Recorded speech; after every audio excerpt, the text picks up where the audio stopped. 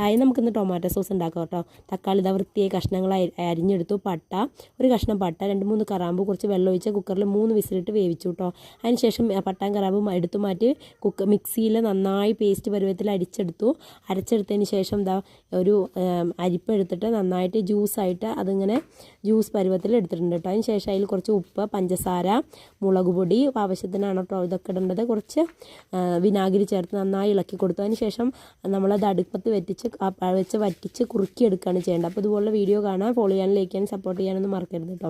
അപ്പോൾ അതങ്ങനെ അടുപ്പത്ത് വെച്ച് കുറുക്കിയെടുക്കണം. വെള്ളമൊക്കെ വറ്റി വരും കേട്ടോ. അപ്പോൾ തന്നെ നമുക്ക് ലാസ്റ്റൊക്കെ ആകുമ്പോൾ തന്നെ ആ ടൊമാറ്റോ സോസിന് മണം വരും കേട്ടോ. അപ്പോൾ നമുക്ക് നോക്കാം, പ്ലേറ്റിൽ കുറച്ചിട്ടിട്ട് ഇങ്ങനെ അരച്ച് നോക്കിയാൽ തന്നെ നമുക്കറിയാതെ ആയോ ഇല്ലേന്ന്. അപ്പൂസിന് തുമ്പിക്കൊക്കെ ഇഷ്ടമായി. അപ്പൂസ് എപ്പോഴും അംഗൻവാടി കുട്ടികൾ കൊണ്ടുവരേണ്ടത് എനിക്ക് വേണം പറയും. ഞങ്ങളൊന്ന് ഉണ്ടാക്കി നോക്കിയതാണ് കേട്ടോ. അതുപോലെ കുട്ടികൾക്കൊക്കെ ഉണ്ടാക്കി നോക്കി. കടയിൽ നിന്ന് വാങ്ങിനേക്കാളും നല്ലതല്ലേ, നല്ല ടേസ്റ്റ് ഉണ്ടായിരുന്നു കേട്ടോ. അപ്പോൾ okay, bye bye, see you, ഇത്രയേ ഉള്ളൂ കേട്ടോ.